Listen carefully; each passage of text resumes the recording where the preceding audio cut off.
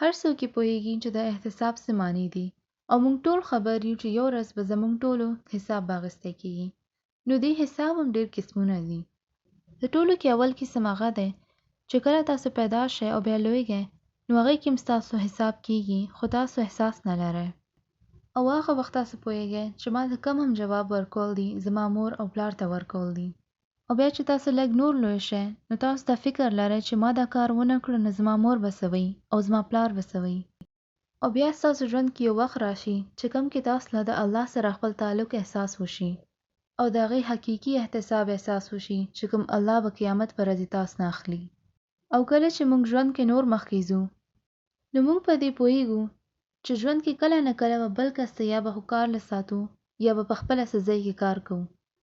نو که تاسو څه ځای کې کار کوئ یا کاروبار کوئ یا چا سره ملاویږئ نو په دې کې هم احتساب کیږي. او هغه دا دی چې زه خبر یم چې زه خپل کار سم کوم نو ماله به د دې اجر ملاویږي او که زه خپل کار سم نه کومه نو د دې معنی دی چې زه غلطي کوم.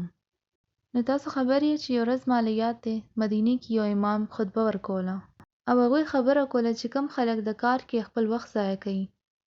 نو زه پوهیږم چې اوس خو دا مسله نوره هم زیاته شوه چې ځکه چې موږ سره انټرنیټ راغی نو هغې وختونو کې به خلکو د اخبار لوستو کې یا به چای څښلو کې به وخت ضایع کو او خپل کار له بالکل پرېښودل.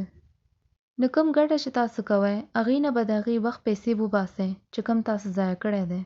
نو بیا تاسو پوه شئ چې د هغې تاسو ته چای او د اخبار لوستلو پیسې خو نه دي ورکړي.